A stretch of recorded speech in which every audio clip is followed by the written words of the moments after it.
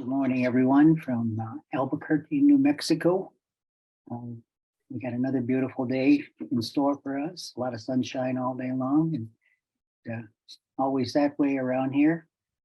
I've been here 22 years, and the average sunshiny day is 300. So we enjoy it. I'm here, like I said, in Albuquerque with my wife and I. She's on a Zoom in the other room right now. And that's how kind of we go. And then I have a teaching this afternoon as well. And then another event in the evening. So keeps me hopping. Thought there'd be more time on our hands now that our children are gone and off and about doing their thing. We're empty nesters now. But yes, my name is Casey Church. I'm Pokagon Band Potawatomi from Southwest Lower Michigan. I grew up there and moved out here in 2000. So most of my ministry years and life was in Michigan, and then got called to urban settings out here. I'm of the Crane clan on my mother's side, Mary Church Pokagon, and the Bear clan on my father's side, and from the Nottawassippi Huron Band of Potawatomi in Michigan. And then I have English blood coursing through my veins. So I'm kind of proud of that as well, because maybe there might be some royalty mixed in there somewhere. You never know. So my native name interpreted is Hole in the Clouds, pronounced Anaquanonea.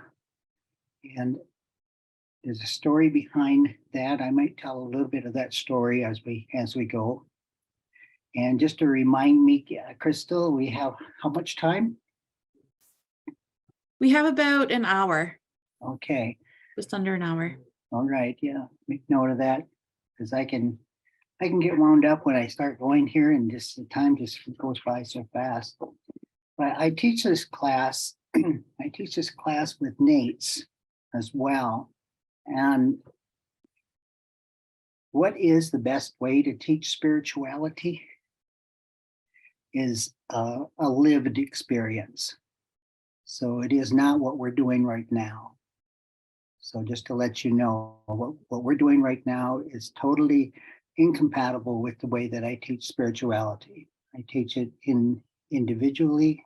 I teach it as mentoring people who come to me and they offer me tobacco. And in that spiritual sense, then I take them on as my relatives, and then I teach them basics in person of the spirituality. And a lot of that is just walking a good life. We call it the good road, the red road. Red road sometimes this is really associated with alcohol treatment and living in sobriety. But that's basically what I do. So what we're going to do today is talk a lot about the spiritual things that we do. And I, in person, I open up my classes at Nate's, and we firstly go outside, we recognize the land, and then we'll do a pipe ceremony outside at the beginning of my class. A lot of times the students have never seen a pipe ceremony at the first time. And mostly, just to raise it with a show of hands, how many are Salvation Army? Okay, got a good number right there. When we first started doing work with Sherry, even before the Celebration of Culture program started up there in Canada at Pine Lake, there was a lot of I know a lot of people wanted to do this, and they had been like Karen and with Crystal, they've been in the circles for some time, and they understood a lot of what was going on. But a lot of the leaders in the Salvation Army didn't, I guess, wanted to know more, wanted to tackle some of the skepticism that they might carry in their lives towards Native American spirituality that might have been carried over from people telling, crazy stories about the Native people and the witchcraft that they do, and they're worshiping devils, and the only the only reason we get those kind of comments is because they were not said by Native American people. They were always said by someone else about us.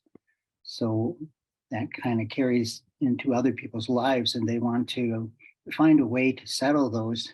And going to the celebration of culture camp was a great way for people to dispel some of the spookiness that they might know about Native American spirituality. I do teach this on another whole front that I did, and if you'd like to, on the Good Medicine Way program last Monday's program, I talked about some very, very, very deep topics there. I talked about Christian history through a contextual lens. And I'm very, that's where a lot of my background for teaching my class comes from, is that all cultures have good and evil in them. There's not one pure culture. Even though Jesus came down into the Jewish culture, he came down into a culture that did have a good and bad and some right and wrongs. And then he came and used them anyways. And I think it's as a way to show that he can use any culture. So when I do smudgings, I have the instruments here, an abalone shell, and then I do have some sage in there. A lot of people think that you gotta, if you get one of those bundles, that you gotta light the whole thing and you have to, really smokes up the place. And a lot of people's eyes get irritated, and it's just a little bit way too much sometimes. Cheryl Bear was a good one for this. Met her in Santa Fe Springs here about 12, 13 years ago. And she smudged the whole place, and it was like fog. That's how thick it was. And so we would always kid her about that. But when you do light a sage, this is some white sage from California that a friend of mine gives me. If you light this much of it and it only burns maybe a quarter of it, that's good enough. My wife and I, when we do our devotional time in the morning, and when we end our devotional and we go into our prayer time, we light just a tiny bit of this, and just sitting in the middle of the table, and you can just watch the swirl of it go up. And just that tiny little bit, it puts a fragrance out into the house. And my kids call that, somebody's doing ceremony, even when they smell it, even at a powwow or walking. So just that tiny little bit senses into our DNA even. Maybe I'll talk about that a little bit, epigenetics. But there's something there that recalls a way of life that used to be. So whenever I do a ceremony, I never have it recorded. It's just my particular way. Is that it's a very sacred time, and we should just really respect that time. Crystal, do you want time for 15 minutes of question Q&Rs too? Yeah, that would be great. All right, yeah. Even along the way here, if I trigger you in some way, or you got a really question that you have to ask, just to put your little note up there, and then I'll have Crystal keep an eye out for a hand raised in the corner. It's usually up in the corner up here, So and it always shoots to the upper left-hand corner. I don't know if you ever noticed that the person that's speaking always shoots to the corner on our Zooms. But that's some of what I do in ceremony. And one of the big things about spirituality among Native American people is walking it. It isn't about sitting in a sweat lodge, going to a powwow, doing a pipe ceremony. It's about living a sacred life 24/7. And to me, that's very Christian, is that you don't just do it on Sunday morning at 10 o'clock. You live your life in a sacred way all the time, always remembering that the Creator is always by your side, always with you. So walk that way all the time, so that you're kind of like you're always in good relationship Because if we say Jesus is with you all the time, it's like I could hold his hand like right now and kind of symbolically know that he's there with me all the time, no matter what I go through. So when I do teach the spirituality, I do teach it in contextually. I teach contextually, meaning that I have learned to focus my indigenous ways centered in Christ, and then I live them out throughout my day. So it isn't separate. There isn't my Native American ways and my Christian ways on Sunday morning. I live contextually. I'm a believer in Jesus Christ, and I also have learned to walk in my traditional ways, even though the assimilation of our people in Michigan went very strongly, and the native language has slowly disappeared, and cultural ways of the white people have been adapted and assimilated. There's something in us that draws us back, and that's what the theme of the drum here is. This the call. There's a call of the drum that just seems to resonate in Native people, that when the drum is hit, there's vibrations in it. And I don't want to get too deep into some of the topics there, but there's something there that people identify with, even though they might not have heard a powwow drum or a sacred drum in any time in the past, that when that drum is hit and played and sung, there's something that is familiar to Native American people. And it would be different with different tribes too, because some tribes used a different kind of drum. Some used water drums, some used big drums, some used hand drum, some used sticks, they clattering sticks together and rattles. When those things are done, there's something that brings us back from where does it come from? But studying epigenetics and historical trauma is that trauma is passed down. I think a lot of you probably heard this and understood it, but trauma is passed down from generation to generation. But from my understanding of it is what I just said is that those experiences are kind of coded in your DNA, and they can be passed down, is what they're finding out. But I truly believe that also good things are passed down and encoded in our DNA. So when the fragrance of sage is lit and somebody smells it, it's just like it draws them back, and there's a connection to something that used to be before things were taken away from us. So that's there. But so when the drum is sung, there's something there that draws us back deep into something that used to be common, used to be every day. And then when somebody hears the language spoken fluently, it makes us cry, because that was taken away from us. So there's something deep within us that longs for that time when things were right. And then when things went wrong, that's what we deal with today.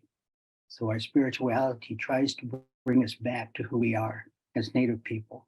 And we can feel it inside of us. And I know many of you a lot of, how many people are white people, let's say? How many white people?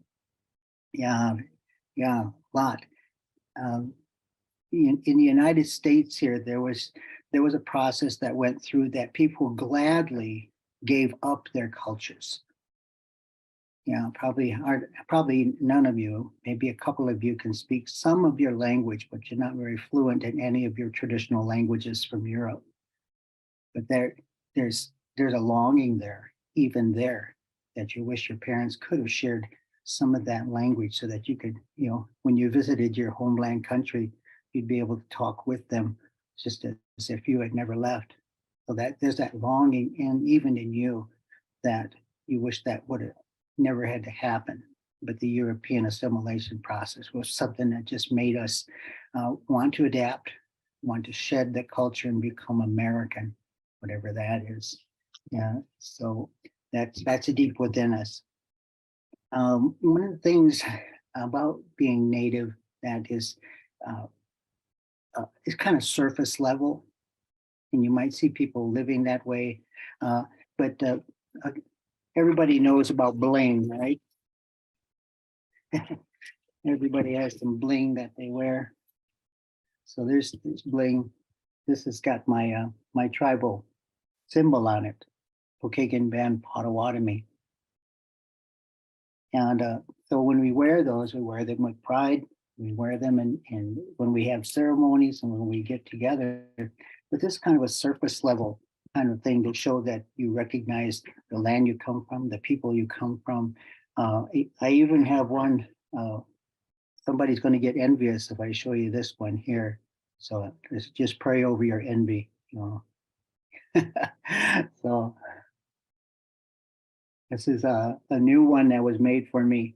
It's the Nate's logo. It's going to go on a bling that I'll wear to the next symposium.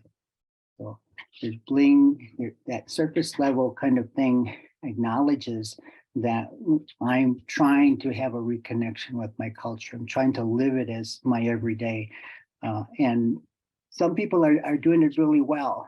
I think some of you may know that Deborah Holland, when she was sworn in, she wore a ribbon skirt that day. And some of her friends and relatives also wore ribbon skirts to that ceremony. That surface level thing is showing that she identifies with who she is. And we have other things. My wife makes all my regalia. So this is a ribbon shirt that she made. And she designed it with some mountain images in there, colorings front and back, that I will wear in ceremony at formal times when we gather together. And then there are people that go somewhat deeper, learn their languages, pray in their languages. And a lot of times, from my time growing up, I went to church. So there's songs that I can sing all the way through in my native tongue. But they're just there by rote memory. So I can sing those, and there are prayers that I can say rotely that I've just heard so repetitiously in church. And that's one good thing about church is that prayers are said over and over and over, and sometimes to nausea. But there's a personal side of that can really connect to people. So when we have that within us to just even say that much, I wish there was a deeper connection to it. When I put on these, things, I wish there was a deeper connection to that reminded me of who I am and how I walk and how I raise my kids and live with my wife. That is more of a native flavor rather than from the assimilated life that I was taught. There's a generation there from my grandparents to my mom and dad to me and now to my kids that we went through a weaning of it from our culture to kind of a stabilizing, and then with my wife and I re-energizing and bringing back a spiritual way, a way of walking native into our children. So much so that early on, we wanted 8 children. And it was kind of, we just thought, that's a great number, let's shoot for that. So 8 children, we ended up with 5. And we raised them from the very beginning with cradle boards. In our native language, you call it Dikanogan. It's a board that the baby's tied in. It's like a version of a car seat, I guess you could say, or a baby carrier. But that's what we had. That we would wrap them in there and tie them and swaddle them and then tie them in there. And then that's how they traveled with their babies because they had to forage and they had to go out and work. So they took their children with them, and then they would set them aside. The Navajo way have a V cut on the very top so that they could set it into a tree and then lean there so they wouldn't tip over. Others had straps on the back that with a trim line that went from the head that would hold the cradle board. And then with that trim line, they would hang it in a tree and let the baby watch everything that was going on with there. So, but those ways, we only used them not that way in traveling because it's illegal to use cradle board in a car. You have to have like an official car seat now. So we would put them in the car seat, and when we got to our locations, then we would carry our babies that way. You probably don't see that very much in your areas or at all. But out here in the Southwest, it's very common to go to an event and see babies in cradle boards being carried around. And when we did ours, it was quite a novelty because we were one of the only ones in the area that would bring that lifestyle back into a world that was told not to do that because the white people said that was wrong. And so we didn't do it anymore. And our parents said that we don't do that anymore because we want to assimilate so that we don't get harassed, we don't get treated differently as much as possible. But skin color just made that impossible not to be treated differently. So my skin is not as dark as some of my cousins because I do have a quarter of English blood in me. So but I am quite dark and get darker in the summer. So there are some things that we do that when we try to live a spiritual life is that we want to learn our songs too. I know I have been very busy here just in the last 2.5 days here. This is one of the drums. This is brand new, and I got 11 others back here that I just finished making. So I had a massive order from a sister of mine that she is wanting to bring back and give some things to her children and her grandchildren as just something of our native heritage. So she had me make 11 drumsticks for a hand drum. They're shorter, and so I made 11 drumsticks. And then I go, wow, is she going to give them away as gifts? I thought. So I asked her in a text, I says, what are you going to do with those 11 drumsticks I made you? She says, well, eventually I want to have someone make or get 11 hand drums, and I want to gift these to all my children so that they have a connection with part of who they are as a Native person. So I told her, I says, well, I could do that.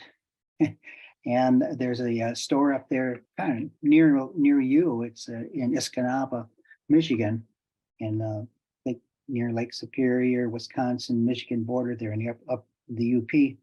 But I ordered 11 of them, and I've made them before, but I've never made them in mass quantities like this.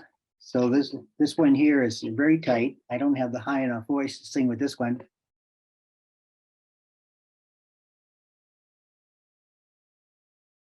So you can see it very tight and then tied together in a certain way to stretch the leather.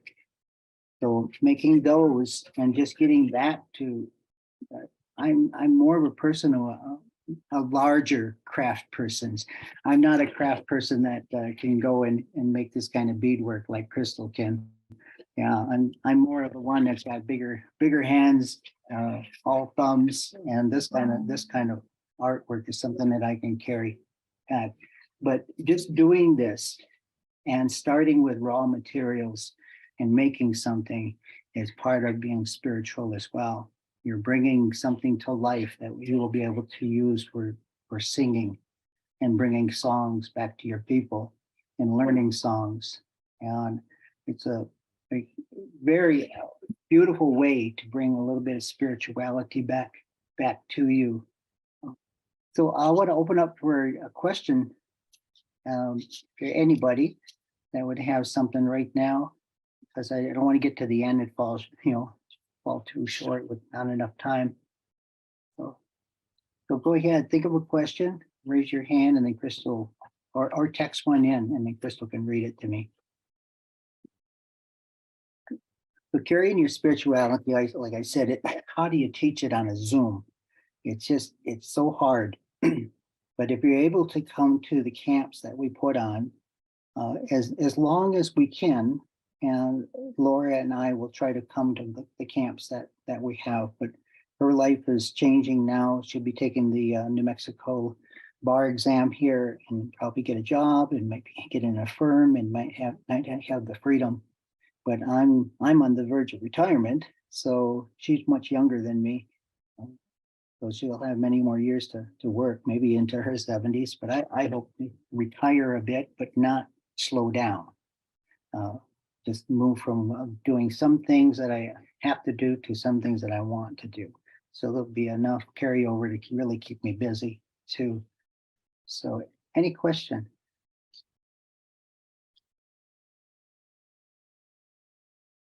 You can just raise your hand on the screen there too, like that, and we'll call on you. Yeah. So, well, if there's no questions, the sweat lodge, that was one of the big things that carried a lot of spookiness with people. They thought, well, I think white people even started to believe that other people's ways, other than their own, were all bad. I don't know where that superiority thing comes from, and I think it comes from the feudal system from the European people back in the day. But other cultures around the world were not as good as the people that were now the colonizers. They took their culture, and along with that, they took Christianity. So over time, those two became intertwined. The culture and Christianity were common. So when you became colonized by some of the northern European peoples, you also had to take on their spiritual ways as well. And then anything that you were doing, the Pope kind of set into practice there with papal bulls that Native peoples are not even human.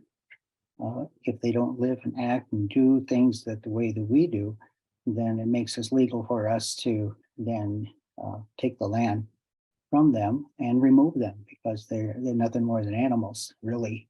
So we can move them off.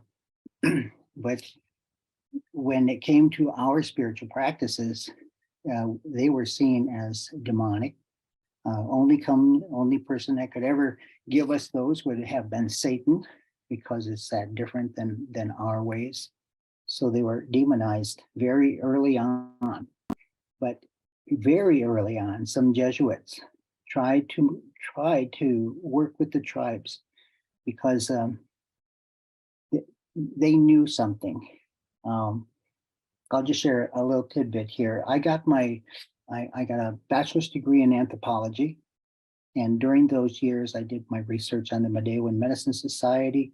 I went with my relatives who were Medewan, with them to their ceremonies up there in the Great Lakes area. So I studied the ways, not so much to become a follower, like an initiated card-carrying Medewan, but I wanted to know how they did and practice their ways, because they held on to something of that longing inside me that wants to come back to those. So they held on to them. So when I was able to attend these ceremonies, I was able to live that heart's desire out in a tangible way. And that's kind of what, I don't know, Crystal, if you ever know that's what carried over into creating the Wachoni Family Camp, is that we started a camp that lived a contextual way of being Native and being a believer in Christ. So when I was at these Medewan ceremonies, people knew it. Because I had very good, I guess you could say, high level Medewan that were my relatives, and they knew my family, and we had a relationship that without separation. My dad and one of the Medewan leaders worked at the same location, and when they traveled to work together, they had lots of conversations. Sometimes you know how men are. Sometimes they can't get anything out of them, and sometimes you can't keep them quiet. But they had their talks, and one thing they agreed upon is that there's only one creator. There's only one. There's not multiple creators, but there are multiple creation stories. So creators was just out. When they talked, they agreed that there's one creator. He said, Leonard, my dad, he says, you call him Jesus Christ. And George, he says, in your way, you call them Gityamanadu. And so we know that there's one, but our directions in worship vary because in your tradition, you added Jesus to your traditions, and we still haven't added Jesus to our traditions. So we believe in God, the creator, and we also believe in the spirit world. So in the Christian world is we believe in God, God Most High, and we believe in the Holy Spirit. And then we believe in Jesus too, because of some fulfillment that God did in Jerusalem back a few years ago. But the Medewan still live in a way that is creator, God, and spirit, but not Jesus. So if you listen to the class that I just taught last week here, I really focus on that we have to, the circle of people that are here that need to be reached in prevenient grace, they already have God with them. And what we try to do with them to change them is that with hegemony, we force them from the outside to make the changes. And what prevenient grace is that, as we know, as some of you read the Peace Child, is that it's God is already there. We just need to work with the God that's already there and find a way to expand it out and make and create ways to worship this creator God that we know that's already there. And Europe should know this from the way that they created the expressions they have today, because they went through syncretism and contextualization to create a Christianity that looks like probably the way that you do Christianity. It all has pagan roots. It didn't just come from out of the air, just boom, and God said, do this. No, it's like your culture influenced the way that you practice your faith. So that's Native people came to that. So when I taught in that class about spirituality, it's that every group around the world was put there and given a language by God. So at the very beginning, they had a language that they could express their faith in Christ, God, with that language. But then in every locale that they were put, God was developed into a different way of how we express it. So I give an example of how many here watched the animated show called Moana? Yeah. You're watching their spirituality lived out in animation. Yeah, that's how they believe God, and that's how they believe the spirit world. So you're watching it and you lived it out in animation. And then I thought, well, let's pick another one. Because there were a few of them that are out there. I says, how many of you have ever watched Brother Bear? Yeah, Brother Bear is about, Alaskan and northern Canada and that kind of, and they're living out their spirituality, or the show was acted out in their spirituality. And the Aurora Borealis is there, and the spirits are dancing kind of thing, and the animals talk kind of thing. All of that's lived out, and other cultures did the same thing around the world. So they had a way of relating to God from that locale that God put them in. So everyone developed something a little bit different than the other, but at the very seed of it is that God was there. So that in missiologically, the best way to reach a people is start with the God they already know and work your way out. And European Christianity, how it developed from their pagan roots is that they, as Constantine kind of said, okay, formalize it, and Paul brings it in. Paul brought it in, they formalize it, and then they start adapting their pagan ways as expressions of Christianity. And we all know this because the word Easter I got $20 bill here that if any of you can find the word Easter in your Bible, I'll give that to you. And it's not. The only place you can find the word Easter is in a pagan ritual Bible. It's the only place, not.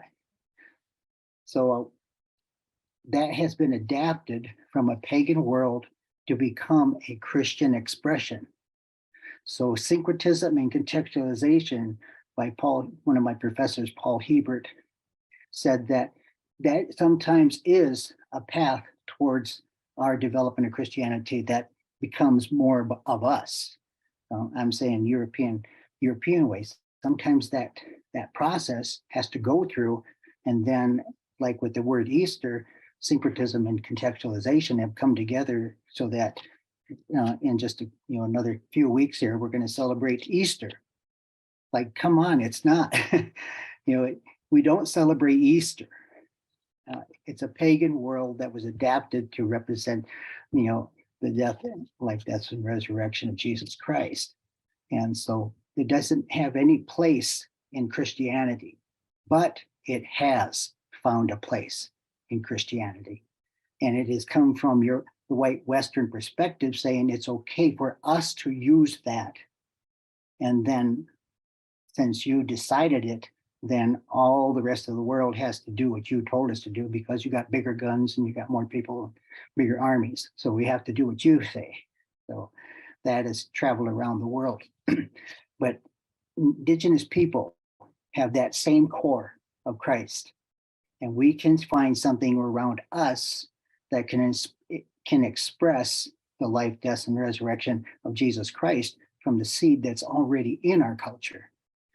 So what Europeans did by adapting it that way, but then propagating the whole world with your ideas, they should have gone to every culture around the world and say, this is what we did. You got the same freedom as we do to create a Christianity that looks like you. So spirituality can have those forms that come out of that way. So when I was at the Medewan Medicine Society meetings, and that I did this, 32 years ago when I went to these, and they were very, very unfamiliar. But when I went through the ceremonies, they found a lodging in me somewhere on that chain of DNA. Somewhere they found a spot that I can connect with. So from there, I started my trek to know and live and be this native believer in Jesus Christ. So at a time here, it's like 28 years ago, I picked up the use of using the pipe, and I didn't learn it from a Zoom. I learned it from three Anishinaabe elders. One is a Potawatomi. He was a Potawatomi, one was an Ottawa, and the other one was Ojibwe. The Ojibwe man grew up in the Catholic faith, but then turned back to his native ways of the Medewan. And so he was my teacher. And then the Ottawa man was a native Franciscan in the Catholic Church who utilized the pipe in the Kateri circles. And my Potawatomi man was a Methodist pastor in Lawrence, Kansas. And he was a dancer. He was the head of his Gourd Society, and also a native United Methodist pastor. He utilized his ways, even with sage, burning cedar, and using the drum in his song service. And he carried along. So these three individuals taught me a lot of my traditional ways. They're all but one of them is passed on now. So that's been quite a journey to follow this path. So when you work with Native people, try to find that, what Paul said, try to find that common ground. The common ground that you have is Jesus Christ. But don't use the hegemony that you do with people to make them change. They need to change from some bad ways, but all cultures do. But find the good that's there and work its way out and express it in their worlds rather than your community life and ways and teachings and spirituality, imposing that in there. in their worlds, find what works for them in their world and work its way out, because that's going to be the healthiest way. My whole theme in my most of all of my ministry has been when Native peoples can take back what was taken away from them, then healing will begin. So if we can bring back our children and our teachings and our spirituality and our language and the way we carry ourselves in community, when those can all be brought back to what we had at the beginning, when time was right, then the healing of the Native people will start to become better and better, because it is the taking away of all those things that have created all the ills that we have today. And they were brought on by the white encroachment and the hegemony, and then the assimilation of telling us that we had to change. So when we can bring those back to a people, then full healing will start to come. And then the acceptance of Jesus Christ into their world will be more applicable. It will be more palatable then. So that's just a tidbit of what I taught last Monday here. But I appreciate your time, and I want to give us some time there. Don't be afraid to ask your questions. You got me here now. I'm 66 now, and I tell people, hey, I go through days when I'm forgetful, and I hope I don't get any worse. And I'm writing another book that's going to have a lot of information in it. I'm old enough now that my filter is very thin, so I say what has to be said. I'm not like some of you that your filter is very thick and unporous, that you'll lose your job if you go too far. But I'm on the other end of this now, that I don't need a job anymore. But some of you are walking a fine line, whether you step into this world deeply or if you step into it lightly. So I know that. So going this way and doing things like how I mentioned is going to heal. Keeping up with the same insanity that you're doing now is not going to heal. It's just going to propagate and continue. And in a lot of ways, you'll have job security because you're not fixing things. You're just, you're a maintenance person. You're just maintaining this hurt along this path. But when you truly get into it and make those changes, you're gonna lose your job because you've changed something and people are healing. My book, Holy Smoke, I write in there, and then also wrote this big guy. This was my actual research that I did for my doctoral dissertation of an alcohol treatment program in Farmington, New Mexico, over a 10-year period, incorporating contextual ways in bringing back those things that were taken away, created healing. We took the alcohol treatment program from 17% success rate to a 75% success rate.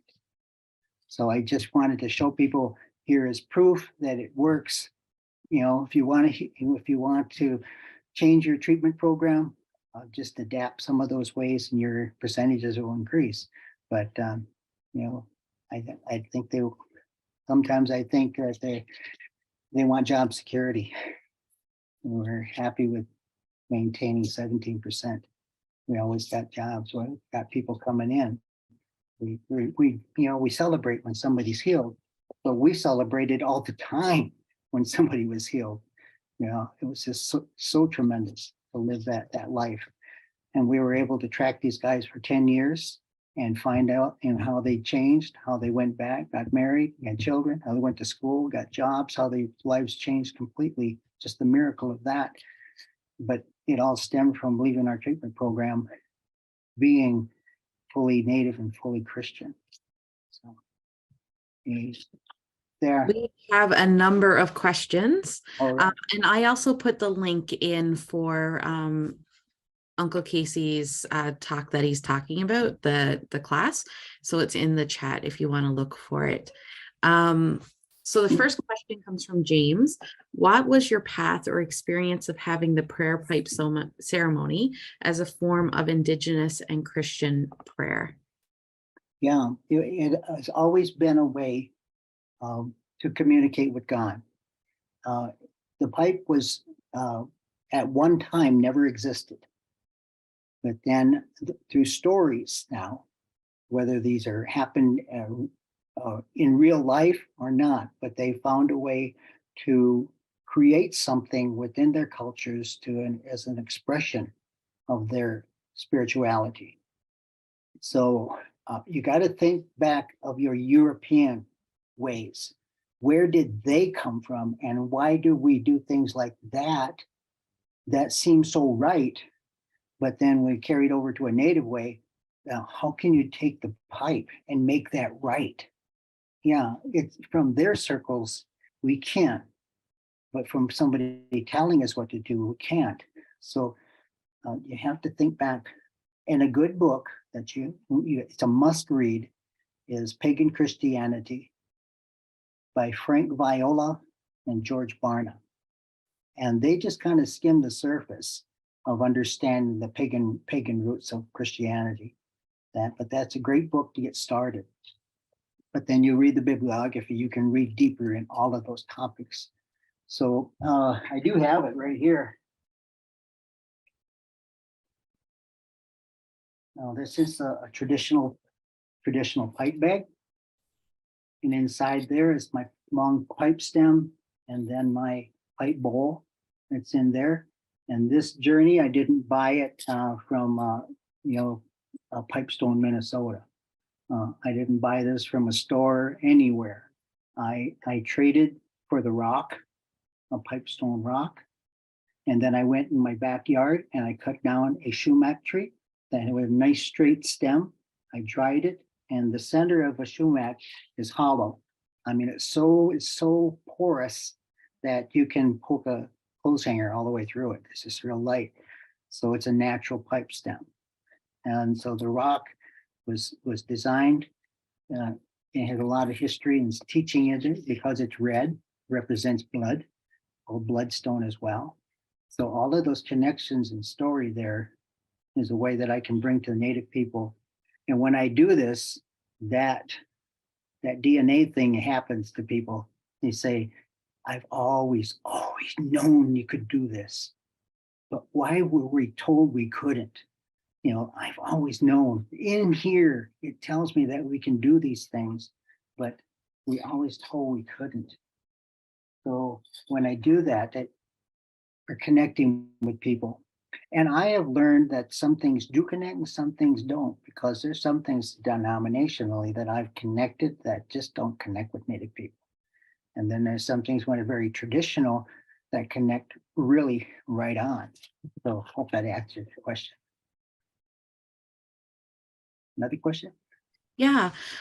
Joy asked, what advice would you give to those journeying with Indigenous elders in Bible studies or small group settings? Get this Bible, the First Nations version. I was one of the first readers of the first couple chapters that came out when Terry Wildman was first coming up with the idea for this version.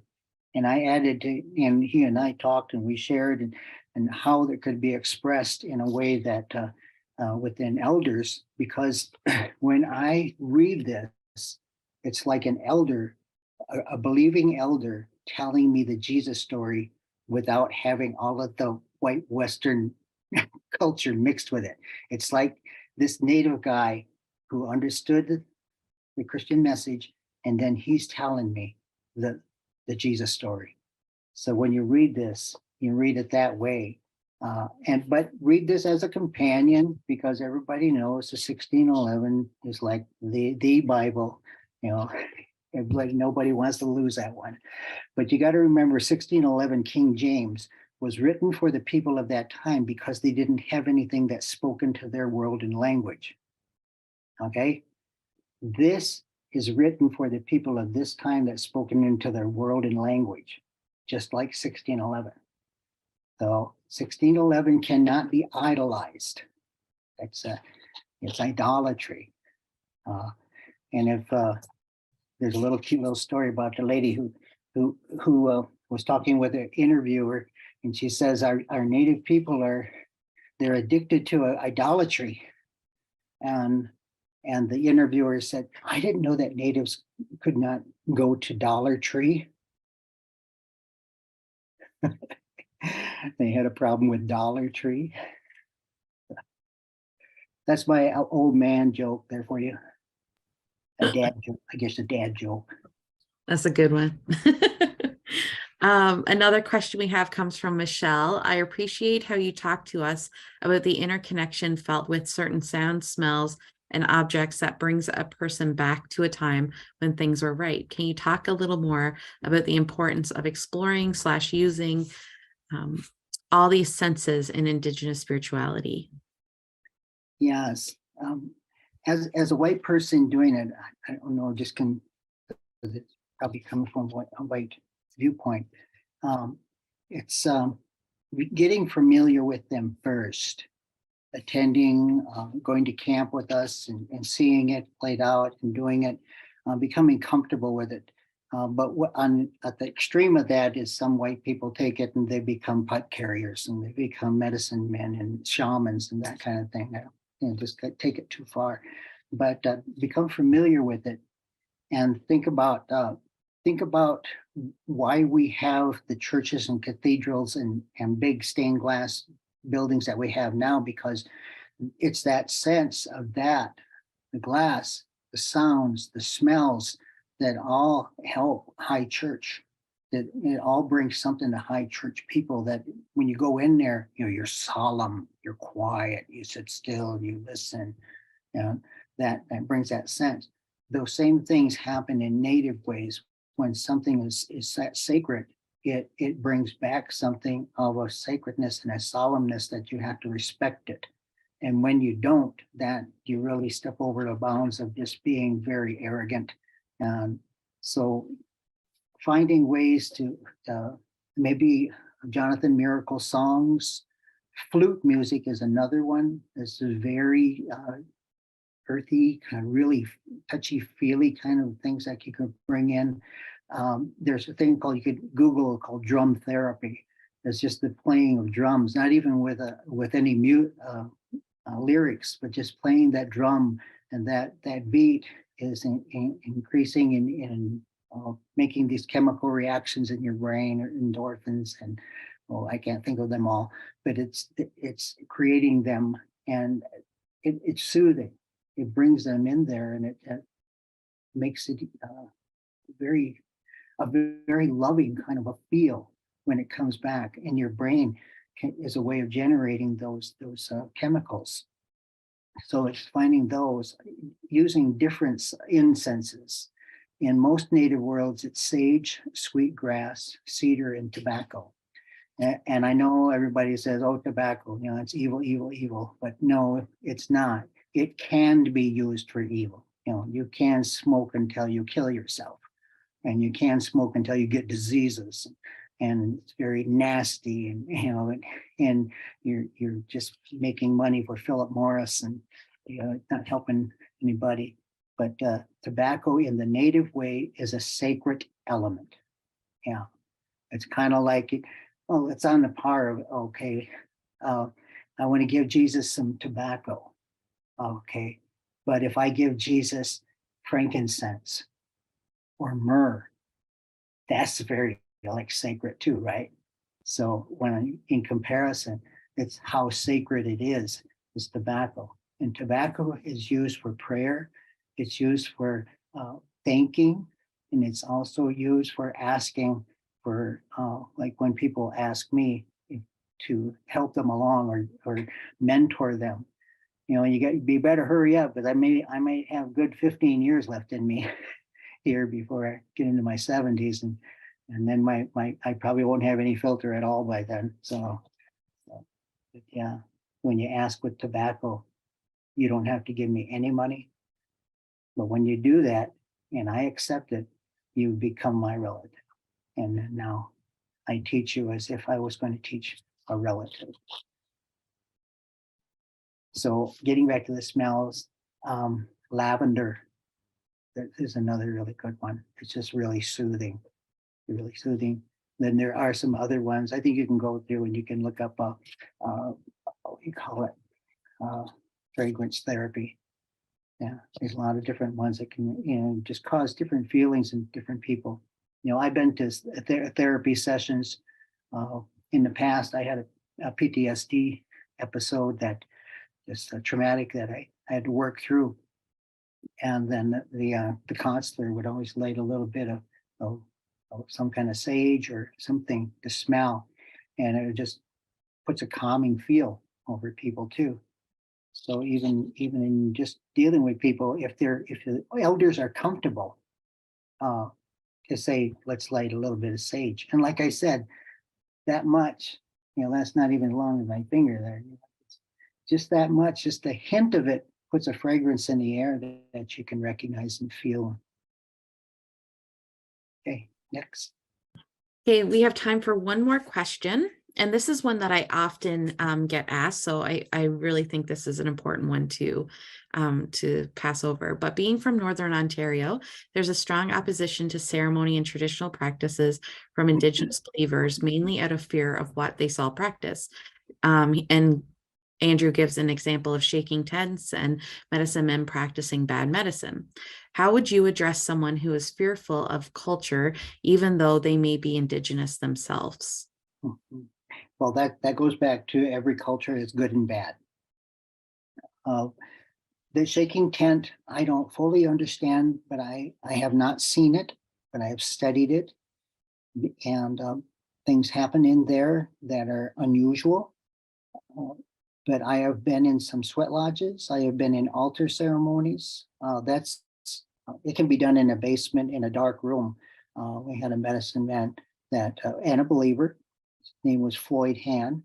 He did a ceremony, but in that ceremony, I still I can remember like it was still black. Everybody's sitting in a room separated from each other, but it was like somebody in front of me was fanning me like this with an eagle fan or something, and I could feel the wind coming from it, and I I went like this to see if something was there, and there was nothing there, but it was something happening there, and I don't totally understand it, but we know that God can do amazing things and can communicate in different ways.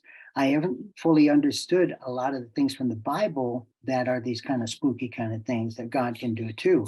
But there's a research project there is finding those things that God did in that way that spoke to people, where a wind came, and then he walks on the water and creates things magically out of fish into multiple fishes and loaves into multiple loaves. Uh, Things happen and they can happen in Jesus. So and then there's other thing I experienced that there's like somebody's got a lighter when like a long kind of lighter for lighting a fire, and then it's like a clicking, but then you can see that spark. You can see that spark inside the sweat lodge. Uh, and then there's sometimes when there's a certain person in the sweat lodge, totally dark, and there'll be a soft kind of a glow over that person. And that's supposed to be a very special sign that that person has a really good connection with the creator. And when they're in your sweat lodge, it's like God's really closer to you. So there's some things in the traditions that can be adapted and not feel fearful. But then there's some things that are just beyond uh, uh, you know, understanding how and why are they happening. But in my book Holy Smoke, I go through a lot of different ceremonies, and it's titled Holy Smoke: The Contextual Use of Native American Rituals and Ceremonies. And then I do explain in there that there's good and bad.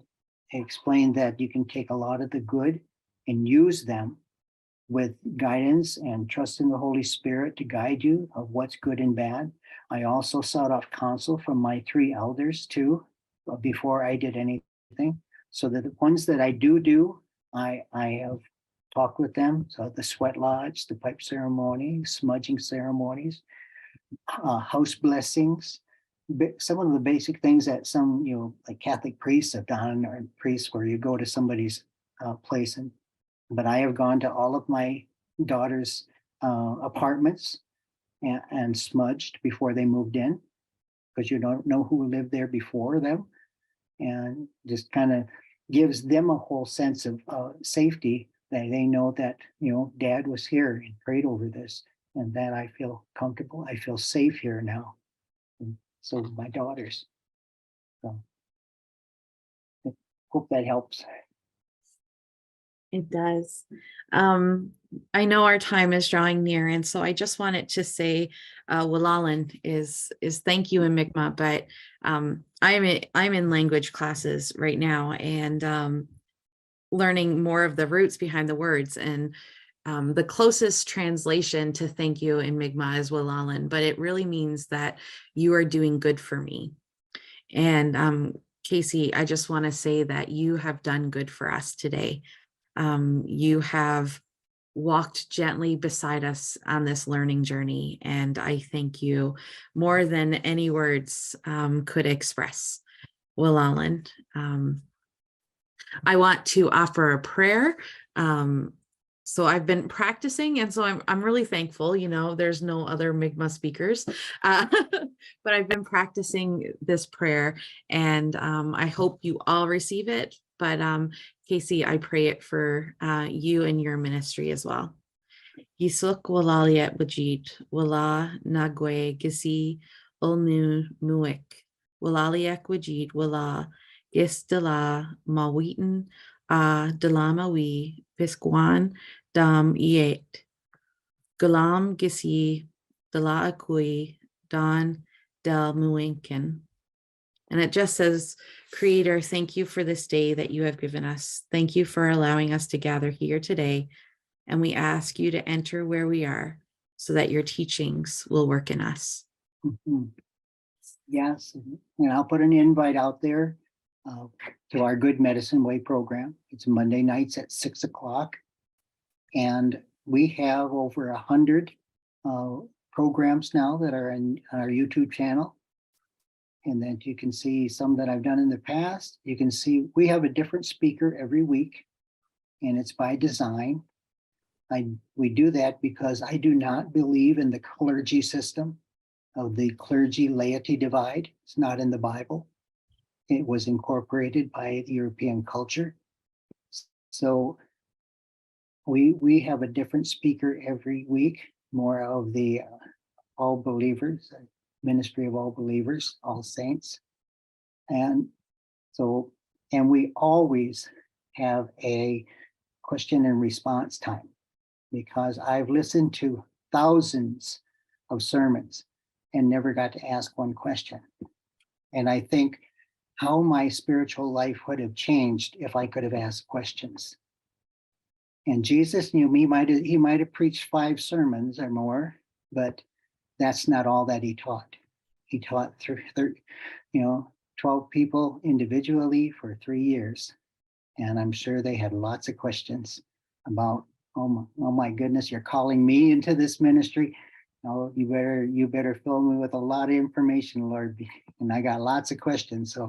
And I'm sure God opened that way to answer their questions, because I believe everybody is at a different level of spiritual growth, and one message doesn't cover it all. And people got to ask questions in order to grow.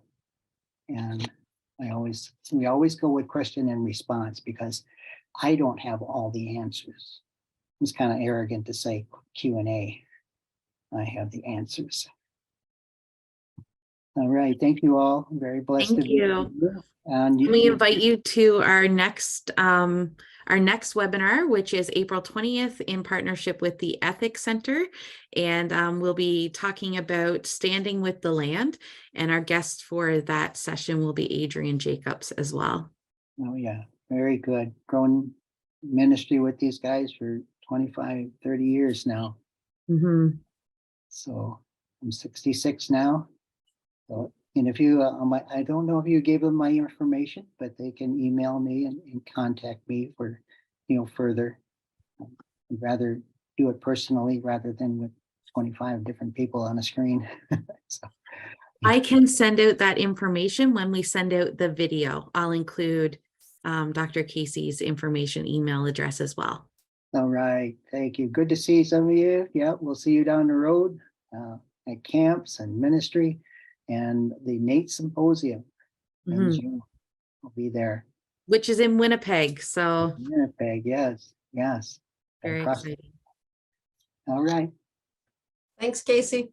Have a great day, folks.